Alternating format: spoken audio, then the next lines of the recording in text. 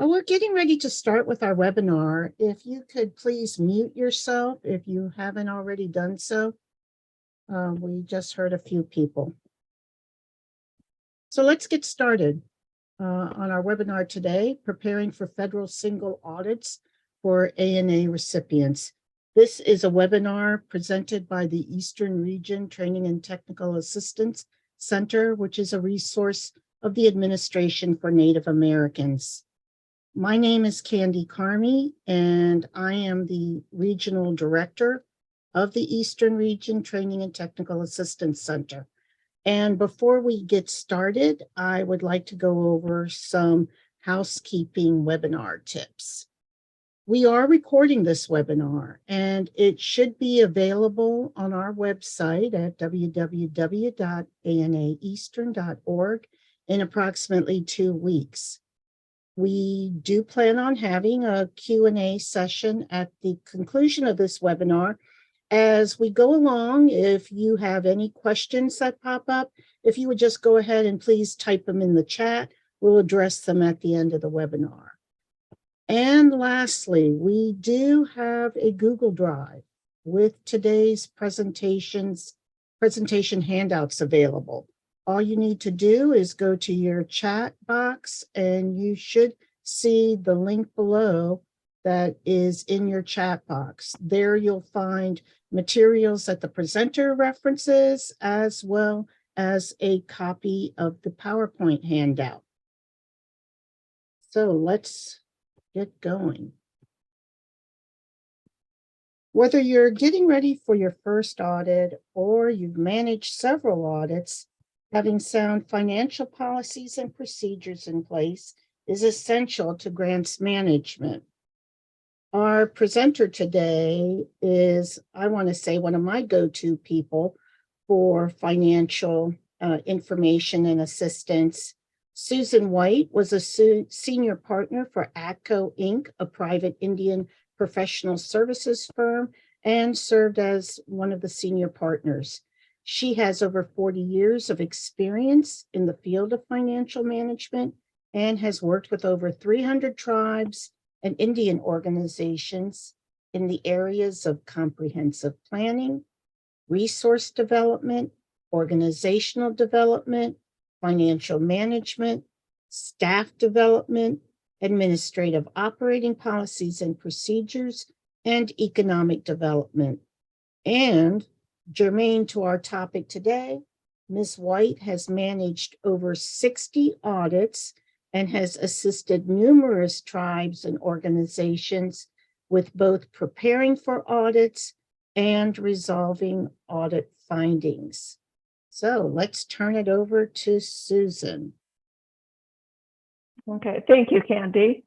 What we're going to be covering today is what is the single audit, the federal single audit, what are the common audit findings, and we're going to go over those and how we cannot have them, and then how to prepare for a single audit. And I'm talking about it. I'm not a CPA or an auditor. I'm a finance person. I was a finance director. So I'm talking about it from where you guys are sitting. What do I do to get ready for an audit? You know, what do I need to have in place? How do I prepare for it? Or do I just let them come in and hope everything's all right?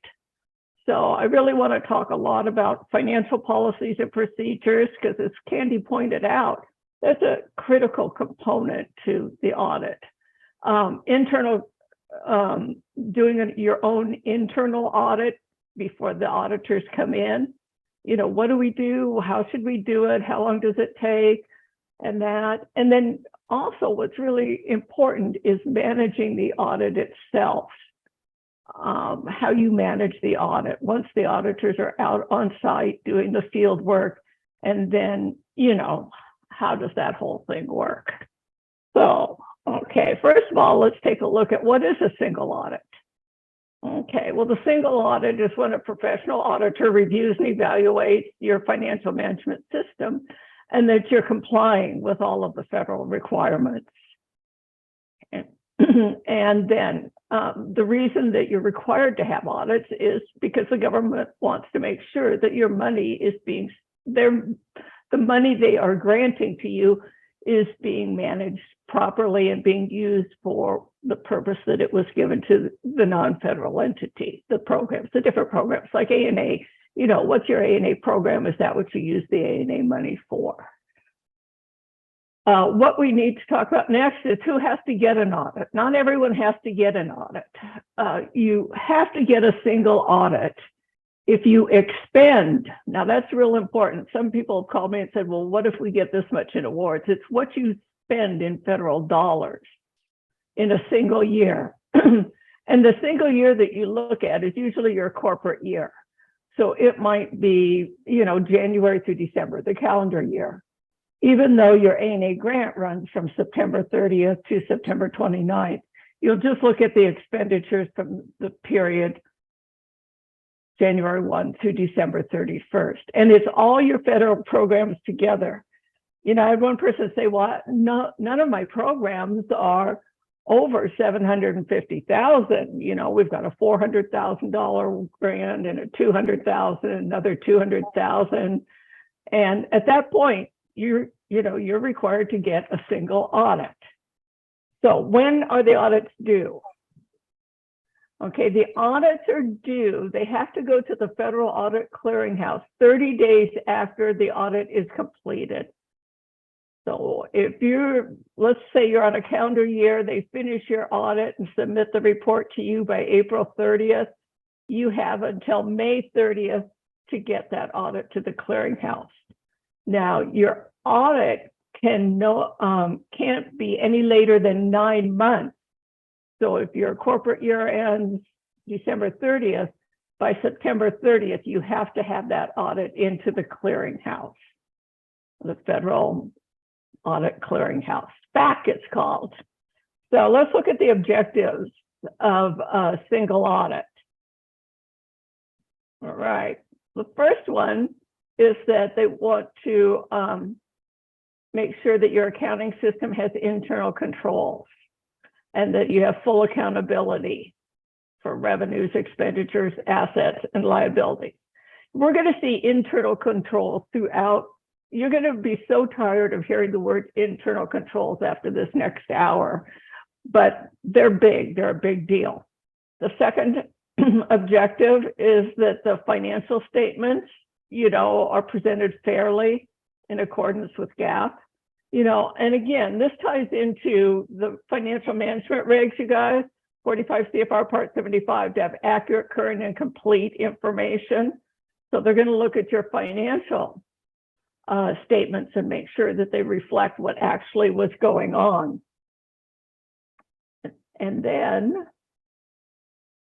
they're going to look to make sure that you submitted your financial reports on time and they were accurate. Okay, on time, really, really important. Your cash reports, the cash management is another big deal that's looked at closely. Okay, and then your claim for an advance ties into what you actually need. Or if you're on reimbursement, you're not getting advances, your reimbursements reflect what you've actually spent. And then the fourth and really important is that, you've complied with all the terms of your federal award agreement, that notice of grant award. You have all those standard terms, and then you might have some special conditions. Did you comply with all of those? So those are kind of the objectives of a single audit. So let's take a look at what's reviewed during the audit. They're going to look at your financial records. We all anticipate that. And that's going to include everything that you have, your source documentation or your requests and things like that. They're going to look at the financial statements. So you want to make sure those are clean before the auditor gets there. Anything that relates to specific grant awards, they're going to be looking at that. Here's our internal control again, and your overall management of funds.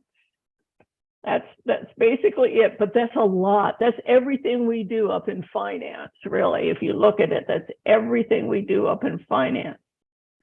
So the different steps, here's how it's going to flow. For those of you that have never had an audit, to me, in my world, this is how it flows. Okay, first you get ready for the audit, and we'll talk more later about how do you prepare for an audit, because I definitely think you need to prepare for your audits ahead of time. Then the auditor comes out and does the field work, what's called the field work, and then they prepare their report. And then there might be follow-up that's necessary if there's some findings. You know, there'll be follow-up that's required, and then you submit to the Federal Audit Clearinghouse. And all audits go to the Federal Audit Clearinghouse. That's kind of the flow of the work. It sounds pretty simple here, but it's not. It's time consuming. I'm not going to pretend that it isn't time consuming. It is time consuming to do it, but it's important. It's really important. I've always said the money will close you down faster than anything else. And so this is something that you really need to have a good system in place for getting the audit done on time, for preparing for the audit, getting it done on time, and submitting it. So let's look at the preparation. I'm going to talk more about preparation, but first you have to select an auditor to conduct a single audit. Okay, well, for those of you that have never engaged an auditor, you're going to want to go out with or get quotes or do a request for proposals.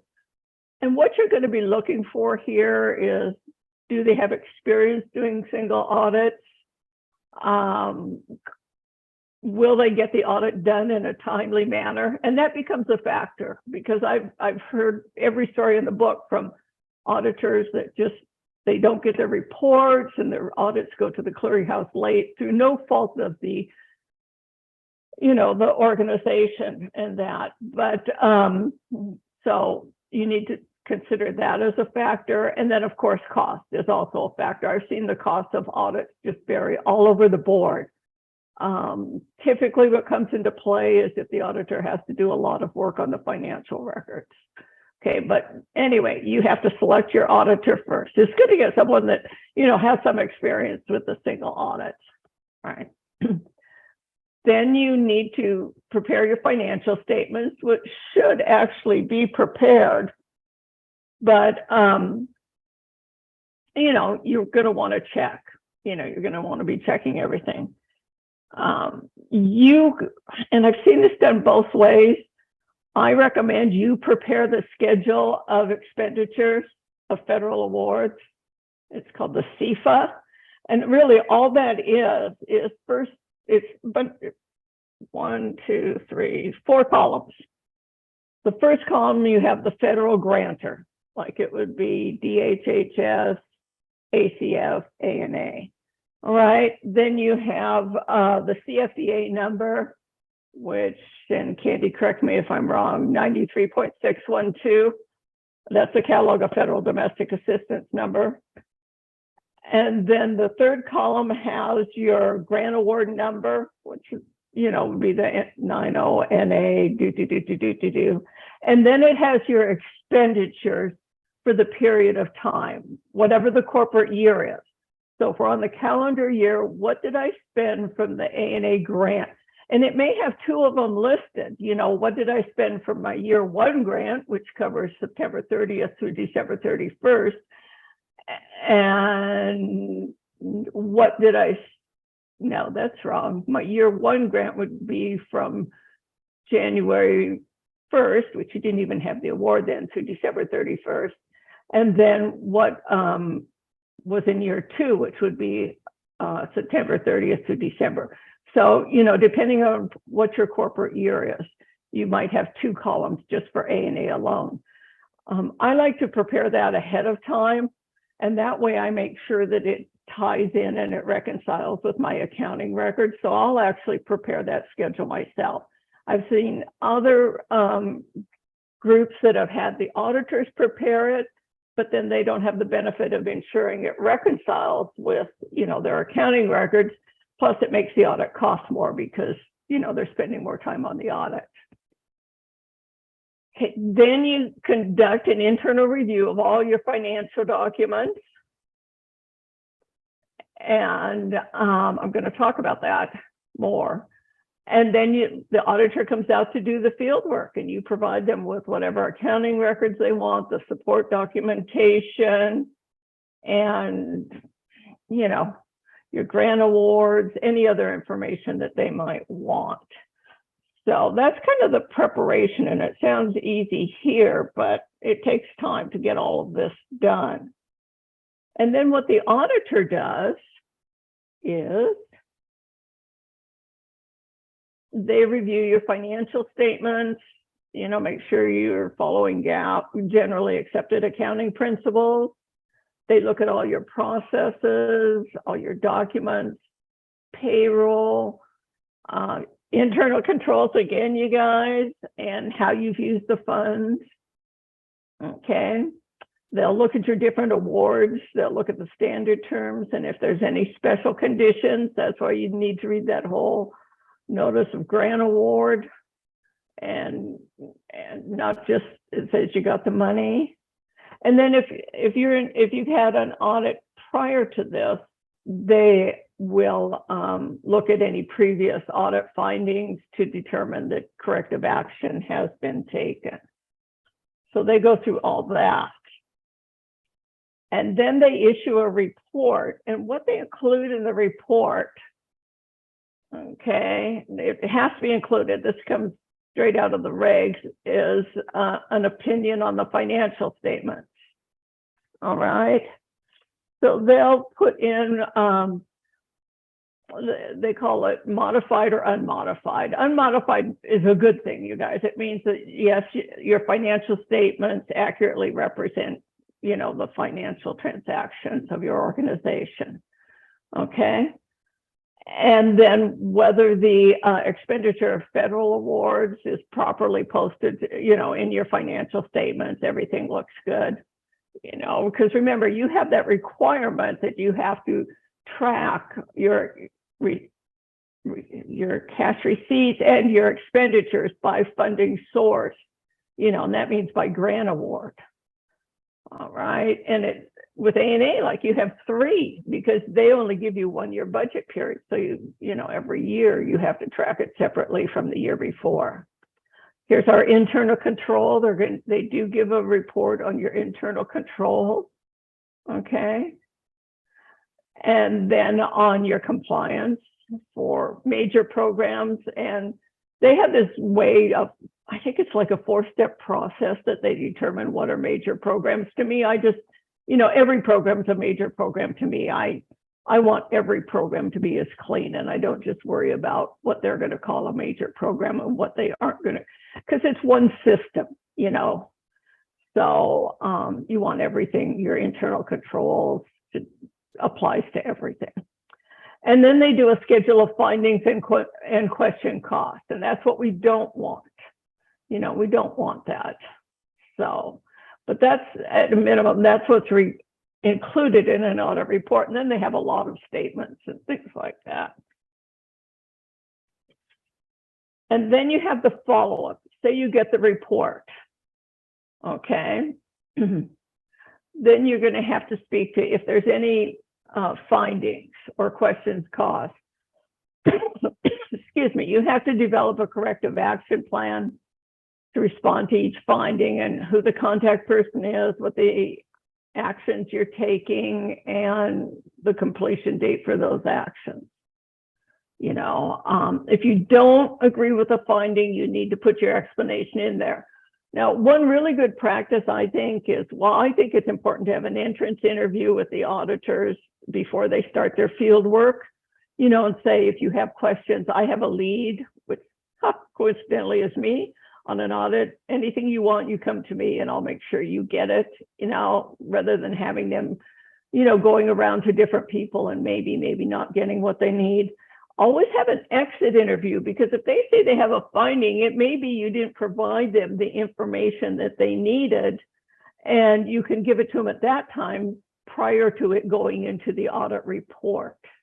But if you do have findings, and I had a management finding, and those of you that know me know it was a traumatic experience for me.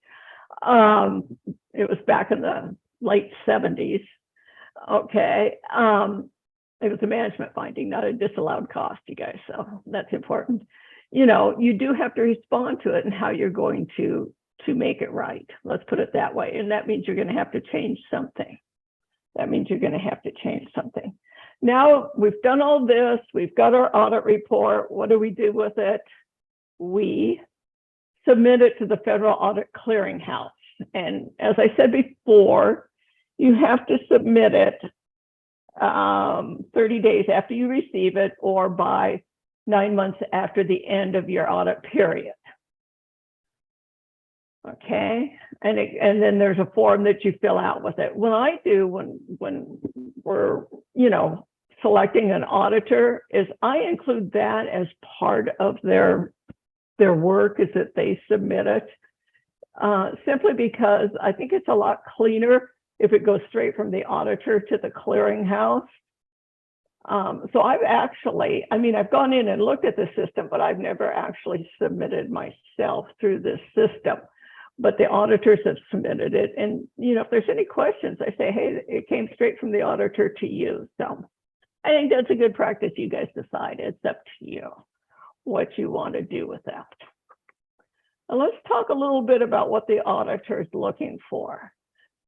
There's this thing called the Compliance Supplement for audits. And what that is that the auditors look at your different programs, and some programs, not all of these things that we have listed here are looked at. They take different areas, like in the Compliance Supplement, they, like the temporary assistance for needy families may have the auditors look at eligibility. All right, all of them look at cash management pretty much. So the Compliance Supplement, this is something you don't need to worry about. This is something that the auditors use when performing your audit. But I always like to know what people are using so that I can make sure, that I'm meeting what's required. Like activities allowed or unallowed. Okay, that's typically looked at in all programs. Were these allowable activities that they spent the funds on? All right, were they within the scope of work that they were funded for? For you guys with A&A, it's your OWP. Did you follow your OWP? All right, they look at allowable costs, and that's via the cost principles.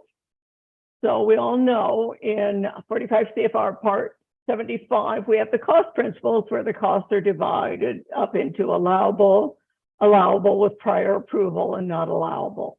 So they make sure that all the expenditures were allowable costs. Just like if you spent money on a bad debt, that's not an allowable cost, and you charged it to a grant, that's not an allowable cost. Okay, cash management. This is a big deal. Are you managing the cash properly? If you're taking advances, you can only have 3 days cash on hand. And the thing is, like, a lot of people, they didn't worry about it except when we had to do that financial cash transaction report every 90 days till the end of the quarter, because that's when PMS would see it. Maybe we had excess cash on hand, but auditors can look at it at any time period throughout the audit period and see if you had excess cash on hand.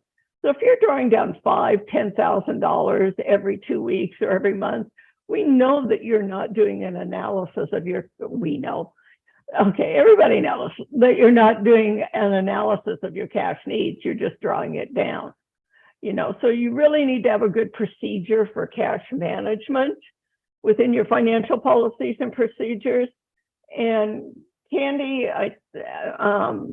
in those on the Google Drive, there is an example of financial policies and procedures that does have a cash management procedure in it. You can take a look at, because that's looked at quite a bit. So that's a key area. Eligibility, that's something, like I said, with TANA for that. Equipment, real property, if you have that was purchased with federal dollars, the equipment threshold is $5,000. But if your tribe or your organization has equipment at $2,000, that's what they'll look at. So they're going to look at the records you have and your internal controls on that. Matching, this is really important, level of effort earmarking. Your non-federal share. One thing to remember, you guys, you have to meet the non-federal share. Like for A&A, it's 20% of the total project cost.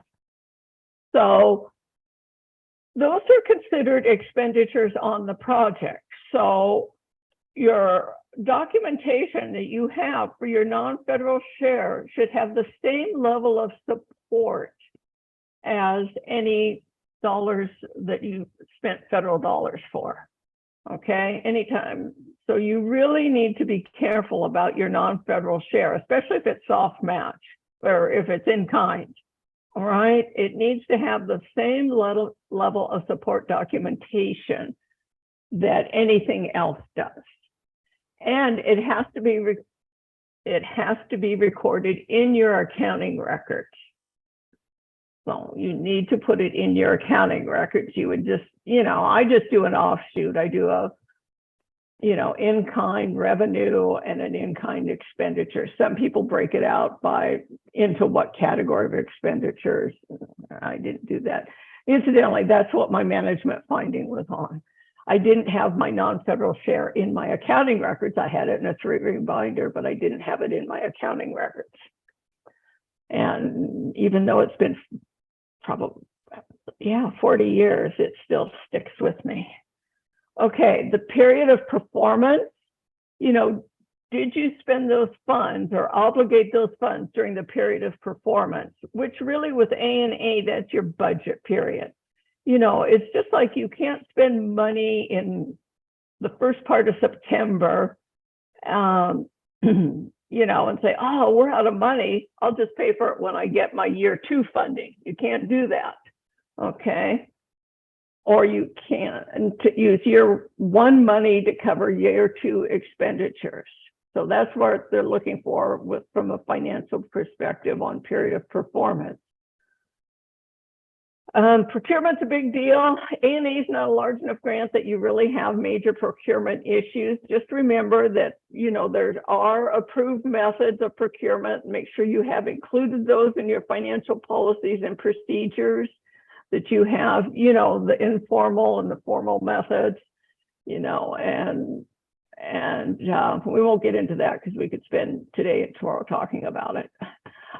Suspension and debarment, always make sure that any vendors that you work with, you check in SAM to make sure they're not on the suspension and debarment list, and then just print out the sheet that shows that they're not there. Because I used to think you could get them to certify it, but then an IG actually said, no, you have to have documentation. You can't let them self-certify.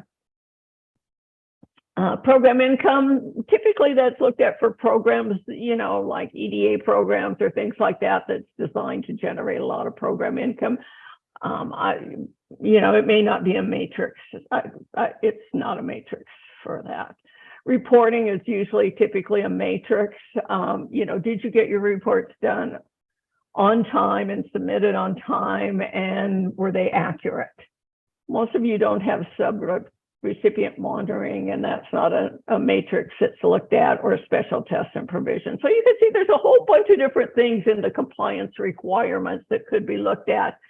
And it's up to the funding agency which ones they have the auditors look at. So now that we've gone through all the stuff about the audit and how the audit's done and what they look at, let's look at the most common audit findings. Okay, and the 3 most common audit findings were: 1, allowable costs. All right, were they allowable? Okay, there again, we're talking about the cost principles. Were they allocable, and were they allocated appropriately? Now, what they're looking at here is, like, say that you have an office that you're paying rent on, and A&A is using 50% of that office, and AOA, Administration on Aging, is using the other 50%. Are you splitting the cost appropriately? Are you splitting it correctly? Okay, or you have a staff person, are you allocating their time based on what project they're working on? Those are two biggies. And then, is it a necessary expense? Well, most of your line items you've submitted to A&A in your budgets, so they see it's necessary. Is it reasonable? That's one that we don't hear about a lot, but I get probably the most questions from CPAs on about they'll call and ask me if this not for A&A, but for another program that I work with a lot, did they really need this truck? Was it reasonable that they got this, $90,000 truck? Well, I don't know. So reasonable is something they also look at. Are you paying a fair price? Or are you getting something that's way beyond what you need? Did you get a $30,000 copier for an A&A program? Was that it's necessary to have a copier? Was it reasonable to purchase that, that level of, what do you call it? That fancy a copier, for lack of a better term. Okay. The next thing is activities allowed or unallowed. All right. And I spoke to this already. Expenses incurred outside of the budget period. Expenses have to be incurred during the budget period. And as you know, you have 90 days to liquidate all expenses. Okay, this is a big one, you guys. Source documentation for expenditures. Is there source documentation to support the expenditures? I'm going to get into that more next. And the application of funds. Did you use it like you say, or you're going to use it? Cash management. These are the big findings. The drawdowns exceeded expenditures. They had excess cash on hand. There was interfund borrowing. Say one program's a little short, maybe you're on reimbursement, and you just shoot some money over from another funding source that you took as an advance. You can't do that. And unearned revenue is the same thing. That's, to me, it's kind of excess cash on hand. You took the revenue and you didn't have this expenditures to support it.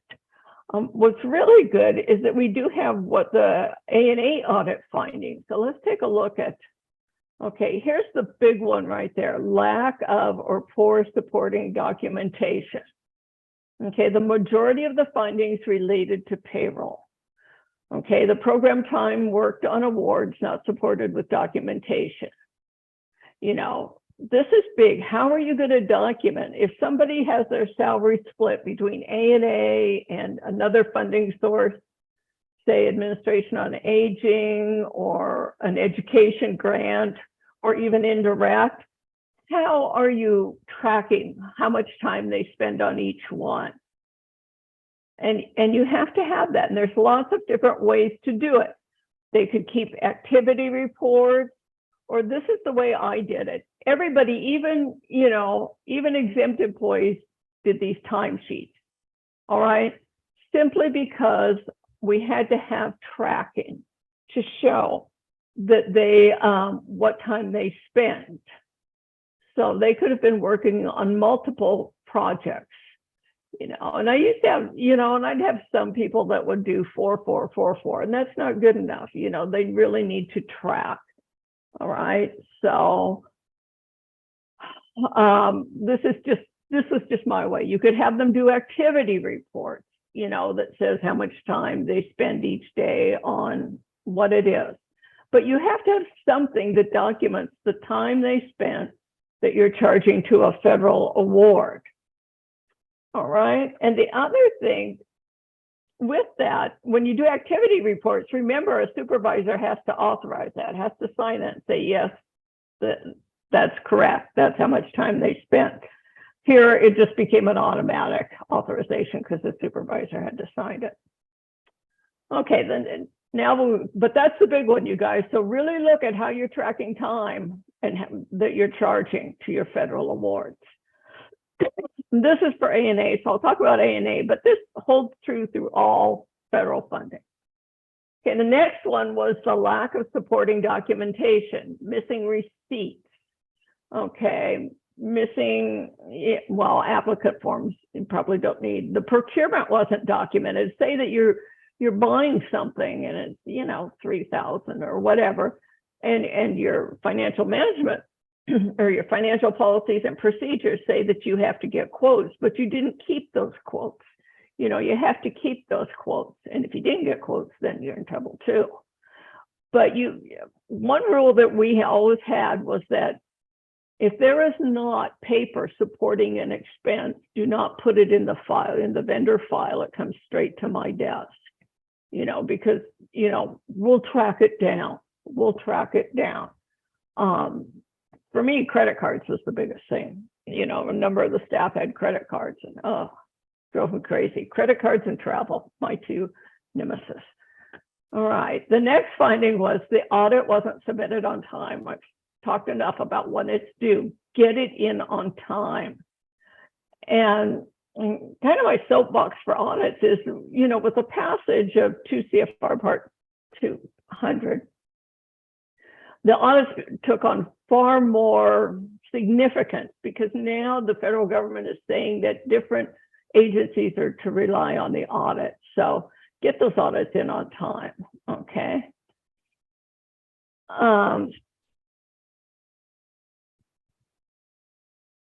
Okay, Maria Boyd just said gift cards and participant payments. Everything, any expense needs to be tracked.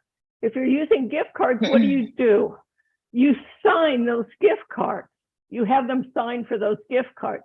Every expense, every single thing that you spend money on has to be tracked. There has to be source documentation. Let's take your gift cards. What would I have for that? One, I would have the purchase of the gift card. Okay, then I would have the staff person that has the gift card signed for them, and we'd have them all, they all had numbers on the back of them. Okay, and then when they dispersed the gift cards, the person that received it had to sign for it. Everything.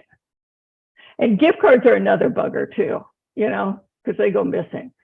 And that, or my experience was, maybe you guys haven't had that experience because we use gift cards as well for some of our research studies. Okay. They look to make sure that you're in compliance with generally accepted accounting principles, that you're reconciling. That means bank reconciliations, everything reconciles. Okay. Then the other finding was cash drawdowns. We said that already. It exceeded expenditures. All right. These are all A&A findings. Okay. So here's an example of a source document. Here's the check to pay for it. An indirect cost finding, the only thing I can think of that would be is that they charged a cost to indirect that should have been a direct program charge or vice versa. 425, that's the report's not in on time. No written financial policies and procedures. Oh, please, you guys, if you don't have them, please develop them. If you haven't looked at them in more than a year, please review them, all right? Individuals, not A&A approved, paid, that had to be key personnel. You didn't get them approved. And remember, that's one of the grant actions that you're required to do. This one befuddles me, and I'd really like to see the source on this. Federal funds not recorded to the general ledger. Where were they recorded? That is my question, but that was an audit finding. Federal match requirement not met. That's such a big deal because for those of you that have been at some of Tim Chappelle's workshops, he says, for every dollar of federal, non-federal share that you're supposed to get, we can disallow $4 of federal money. That's the biggest liability out there. And then not following your the uniform guidance. So those are really kind of the most common findings. So I think that information's good to know. I think that information's good to know because it kind of keys me in on some weak spots that we might need to look at as we're getting ready for the audit. Okay, now this is Susan. Look, this is not theory or anything. This is Susan's steps to preparing for an audit, you guys, okay? So, take it for what it's worth. But this is what I think is important. Step one, look at your financial policies and procedures. Okay, let's go to the next slide. I'm going to go through all 4 of these. Review your internal controls, your source documents, and physical inventory. Look at your financial policies and procedures. They're important. The reason they're so important, and you've heard me reference them so many times, okay, is that what they do is they show, next slide, who's responsible for doing what? Okay, who's responsible for doing what? They show the safeguarding, how you safeguard your assets, that's your equipment, your property, and other things. Maybe a computer doesn't fall under equipment, but for me, a computer is an asset, all right? It gives you consistent record keeping. The same people do the same jobs. It isn't like somebody does it one week, another person does it another, and another does it a different way a third week. It provides for accurate, reliable, and relevant financial reporting, and it helps you to maintain compliance, okay, with the requirements. So always, every year, December was kind of my big audit prep month every year because it was quiet because a lot of people were taking leave. Review your finance. You might have little tweaky changes that happen because whatever your financial policies and procedures say, that's what the auditor is going to check to make sure that's what you're doing and following. You may have changed something, but if you don't change the procedure, that's going to bite you when they come and do the audit. Now, the areas that you should have financial policies and procedures on, in my world, okay, in my opinion, are, next slide, your overall financial management, how you do budgeting, do you have a procedure for that? How you receive cash, who does that, who's responsible, what do you do, how is it documented? Your cash disbursements, how do you do that? Do you use check requests, expense vouchers, purchase orders, you make sure there's source documentation. What are your procedures surrounding that? Cash management, how do you determine how much money you're going to draw down from the federal government, whether it be an advance or a reimbursement? Okay, do you have a procedure for your reconciliation of accounts? Like, are you reconciling your bank accounts? Do you sit down with your different program directors and go over to make sure everything's been, recorded correctly? I mean, to say that we never miscode an expense would be, I can't think of anyone that's never had a multiple miscoding of expenses. All right. Do you have a purchasing and procurement policy and procedure? Payroll. Do you have one for payroll? Travel, equipment, okay, and then reporting. And then we did do a kind of a checklist if you want. It's in the Google Drive to give you to go and do kind of a self-assessment. All right. Step 2 is review your internal controls to your financial management system. Make sure what your policy, you just reviewed your policies. These are current. Make sure that you follow them, all right? Make sure that you follow them. You've got them there. They're in place. You've got multiple people. There's no financial activity that happens without having multiple people involved in it. And so just make sure you're actually doing what the policies say. Okay, I want to talk about internal controls a little bit when you're in your policies and procedures. Internal controls. Hunker down, you guys. Okay, because we're going to talk about this, I think, quicker than I'd like to. But anyway, you do have to have internal controls. It's just critical. Now, when we look at internal controls, next one, there's basically 5 components to it. And this comes from the federal standards for internal controls. You have to control the environment.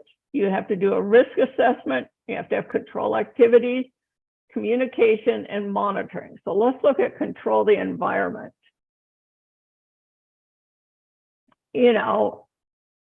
Integrity and ethical values. Do you guys have conflict of interest policies? Oversight. Do you have multiple people involved? Is there a structure with who's responsible for what? Okay, and do you enforce it? Okay, let's look at the next one, which is your risk assessment principles. What is the risk? How do you assess risk? You know, how do you assess fraud risk? Credit cards, you know, how do you check the credit cards? Do you have source documentation for every expense on those credit cards? That's a risk to me. That's high risk. That's red flagger. Okay. And if you do see something, travel's another one, you know, how do you respond to it? You know, so you need to be doing risk assessments when you're writing your internal controls in your financial policies and procedures. All right. And then your control activities, you know, that's who's responsible for what, okay? Including your IT. Next, I'm going a little bit fast, you guys, but this is important stuff. Communication. This is so important. You know, your policies and procedures should have what everybody does in writing. You know, how many of you do an actual orientation of new staff just to the financial policies and procedures? You know, have the forms in there that they're supposed to use. That used to drive me crazy. You know, we'd have somebody would submit a form I hadn't seen in 10 years. You know, I'm like, just, you know, we have it listed what form you're to use. But communication is really important, both internally and externally. Externally, it's going to be your auditor, your funding sources, you know, your donors potentially, whoever. So that's real important. And the last one is, yeah, Maria, there's also financial policies and procedures on the Google Drive. And monitoring. Do you monitor the activities to make sure that all of the policies and procedures are being followed? You know, and if they're not, you need to find out. And that happens. You know, sometimes you get so used to doing things that things start sliding little by little. But monitor to make sure that you are following everything. Okay. And then we also have a pre-audit review. Okay, this is pretty slick, you guys. It's on the Google Drive. It's on the Google Drive. And what it is where I got this from. This is so cool. This is what the information a CPA gathers as they're doing the field work. And one of the grantees said, oh, my auditor told me to fill this out. And I'm like, God, can I have a copy of that? My auditor's never showed that to me. This is really good stuff, you guys. And you can go through and actually really get quite prepared for an audit by going through and answering all those questions. So for your financial management system, I mean, it will help you to do that. So really take a look at that guide, all right? Now, step 3 is review your source documentation, payroll, time spent on each project. Is it documented? Did the employee sign it? Did a supervisor sign it? Disbursements, you know, and I talked about this already. Do you have source documentation for everything? Everything, okay? You know, we're all cost allowable according to the cost principles and, of course, your A&A award. Okay, did you comply with all the terms? Okay, and actually, what I do, and I think it's a really good practice, is that we have right before audit, I would have someone go through every expenditure and make sure there was source documentation behind it. And she would find, and it was someone that, you know, from the outside that, you know, it was really inexpensive to have done. She would find, you know, like maybe time sheets where the supervisor forgot to sign it and I didn't, or whoever processed payroll didn't pick it up, or maybe somehow a source document wasn't attached to it. So we would go to the vendor and get a copy, you know, and things like that. I mean, I would say there was we didn't write a lot of checks, about 12,000 a year, but I bet you we would find anywhere between 10 to 20, you know, cases like that every year. You know, they just slip through the cracks. So I think it's really good to go through all your disbursements and have them, you know, have someone check it right before audit. That's step 3. There's only 4 steps, okay? And the last step is, you know, a physical inventory of assets. Okay, a physical inventory of assets. So, you know, you're required by the regulations to, to do a physical inventory. It says at least every 2 years.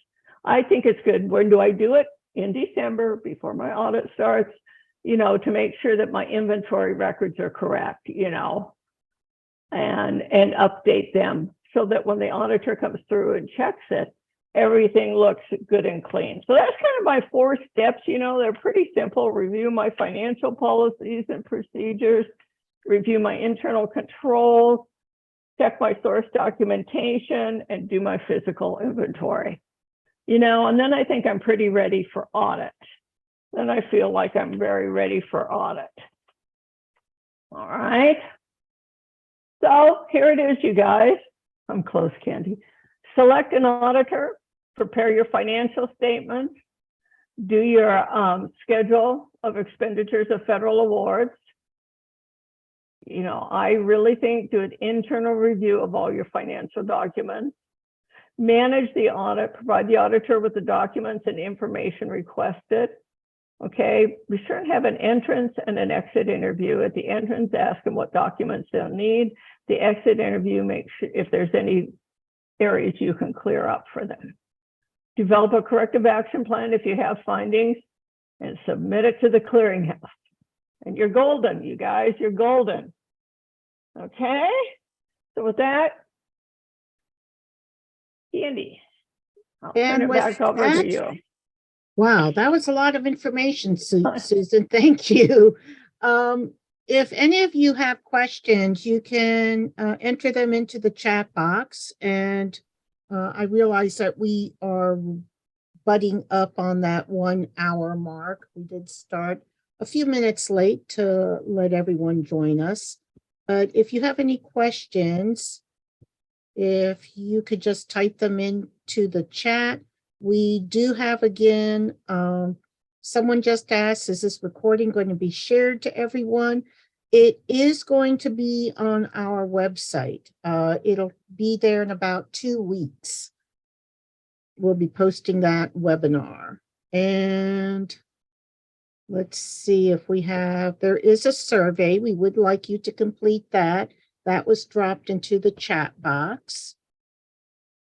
And in that, Kwani, could you drop in real quick the Google Drive link? Because the PowerPoint, there is a handout on our Google Drive. It has the materials and documents that Susan discussed, and it also has a handout of the PowerPoint. So if you could drop that back in, that would be great to drop in the Google Drive link. And we're getting some thanks, Susan, beneficial information. Kwani did just drop in the link to the Google Drive. And again, we are, like I said, we can stay if you have additional questions or if you come up with any questions. But if you're like me, you're going to be waking up at 2 o'clock in the morning and wanting to ask Susan, what do I do? What's the threshold for lost receipts? That question is going to come up in the middle of the night. So if you have any questions, you can feel free to email them to us. I'm going to share our contact information on the next screen. Susan, that's a good question. Is there a threshold for lost receipts? I don't know where I've ever seen it. I've heard that it's like $25. For me, mine is there is no threshold. If, the only kind of receipt you can't get something of is like a taxi or something like that. You can always call the hotel and get an invoice, or if you purchase something, you can get an invoice. And on occasion, maybe they've used their own money and they're getting reimbursed for some supplies, so it'd be hard to go back to the store. I have the staff person, type up what it was, the thing that they lost it, and then the supervisor or myself, we approve it. Yes, we did receive that. Yes, yes, that is an allowable cost. I put something for everything. I don't leave anything to chance, and I can't really verify. what the threshold is. Like I said, I've heard $25, I've heard $19, but I don't know. Well, I've also participated in audits, and I know that auditors really appreciate that when you make it easy for them by providing something in there. Like you said, even if it's just a blank sheet of paper that says this receipt was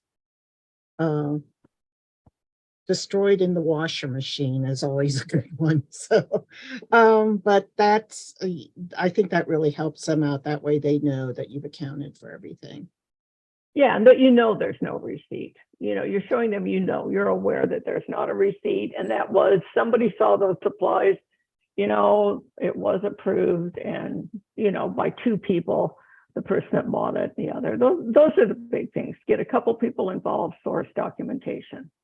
So we do have one last question here. Is there a place to review how to research vendors on sam.gov? Yeah, you go into SAM under the debarment and suspension, or suspension and debarment, and you type in the vendor's name. And, that's a good thing. We should have written out instructions for how to do that. And you type in the vendor's name, and if nothing comes up, then that's good. And you print that page out, do a screenshot of that page, and you stick it in a book. So when the auditor comes in and says, did you check all your vendors? It shows at the top the vendor you were checking. It shows there's nothing that shows they're debarred or suspended. I used to, like I told you guys, I used to think it was self-certification. I'd let them tell me they weren't, until an IG told me not the best practice.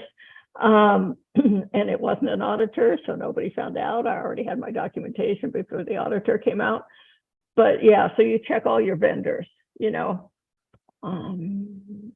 that. But Candy, that's something we should follow up with, the instructions for how to check for suspension and debarment. I'd have to sit there and do it and write it down as I'm doing it. You guys, sorry.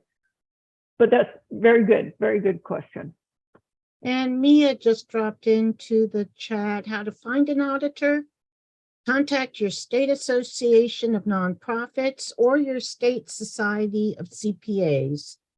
Check with other professional service providers and organizations similar to your own for recommendations on CPAs and/or audit firms. Yeah, all good ideas, all really good ideas. It's really good to check with other people that have used auditors, because then they have experience. So that's very good advice. So I do want to share the contact information for the 4 regional ANA technical assistance regions. That is on this slide. Our contact information is on the bottom. And I don't see any more questions in the chat. So with that, that concludes our webinar today. We want to thank you for attending, and we hope to see you on another webinar. Good day, everyone. Thank you.